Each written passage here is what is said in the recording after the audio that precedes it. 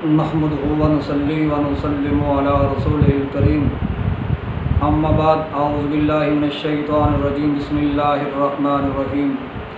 صلوا علی الحبیب الصلاة والسلام علیک یا خاتم النبیین وعلی آلک واصحابک یا رحمۃ للعالمین۔ معزز ناظرین کرام، آج ایک اہم ٹاپک کہ چاند رات کیسے گزاری جائے،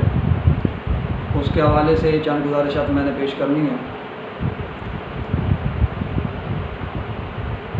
چاند رات یہ بھی اللہ تعالیٰ کے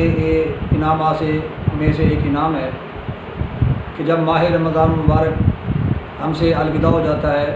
اور ماہ شوال مکرم شریف کا چاند نظر آ جاتا ہے تو پہلی رات کو چاند رات کہتے ہیں، عید رات بھی کہتے ہیں اور لیلۃ الجائزہ بھی کہتے ہیں۔ اس رات کو اللہ رب العزت کے انعامات کی بارش ہوتی ہے، مگر بدقسمتی سے ہم یوں ہی چاند کا اعلان ہوتا ہے تو تمام تر ماہ مقدس کے جو پچھلے روزوں میں ہم نے تقدس رکھا ہوتا ہے وہ تمام تر پامال کر دیتے ہیں، بازاروں اور گلیوں میں نکل آتے ہیں اور شاپنگ میں چلے جاتے ہیں، کھیل کود میں، ناچ گانے باجے میں، یہ تمام تر جو لغو معاملات ہیں اس میں شروع ہو جاتے ہیں۔ اور ایسے بندے جنہوں نے ماہ رمضان میں روزے رکھے اور آخری 10 دن اعتکاف بھی کیا،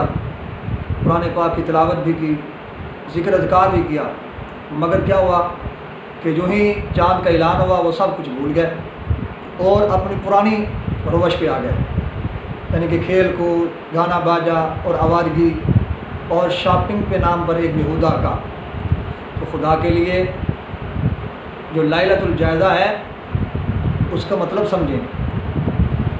بجائے اس کے کہ آپ دوسرے کام کریں، اس میں یہ ہے کہ آپ گڑ گڑا کر اللہ کی بارگاہ میں دعائیں کریں، اللہ سے توبہ مانگیں، توبہ کریں کہ جو آپ سے لغزش ہوگی روزے رکھنے میں، اعتکاف میں، تلاوت قرآن میں،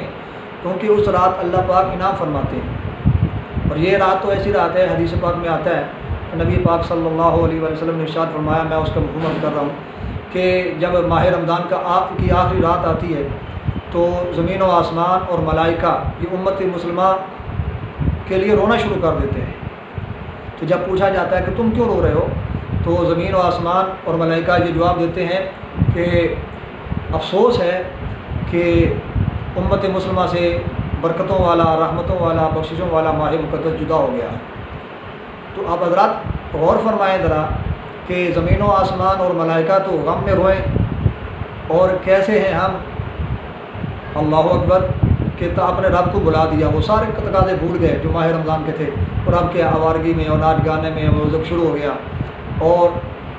بیہودگی شروع ہو گئی۔ خدا کے لیے خوف کریں اور ایسے کاموں سے اجتناب کرنا چاہیے، بلکہ یہاں تک کہ حدیثوں میں آتا ہے کہ اللہ رب العزت ہر رمضان مبارک کی ساعتوں میں لاکھوں کے حساب سے وہ لوگ جن پر جہنم واجب ہو چکی ہے ان کو جہنم سے آزادی عطا فرماتے ہیں اور جنت میں اس کو داخل فرماتے ہیں۔ اور اسی طرح ہر رات کے حوالے سے جب لیلۃ القدر آتی ہے تو اس میں اللہ تعالیٰ ان تمام دنوں کے حساب سے شب قدر میں ان کے برابر تعداد میں اللہ رب العزت جہنمیوں کی بخشش فرماتے ہیں۔ اور پھر ماہ رمضان کی تمام راتیں اور شب قدر کی تمام تعداد کو اکٹھا کر کے اللہ رب العزت عید رات میں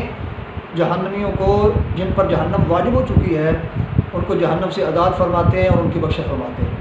تو اتنی بابرکت رات، اتنی عظمتوں والی رات، اس میں گانے باجے اور شاپنگ وغیرہ میں نہیں گزارنا چاہیے۔ ہمیں خدا کا خوف کرنا چاہیے اور اللہ کی بارگاہ میں عجز و انکساری سے، عاجزی سے دعائیں کرنی چاہیے، توبہ کرنی چاہیے اور اپنے گناہوں کی معافی طلب کرنی چاہیے۔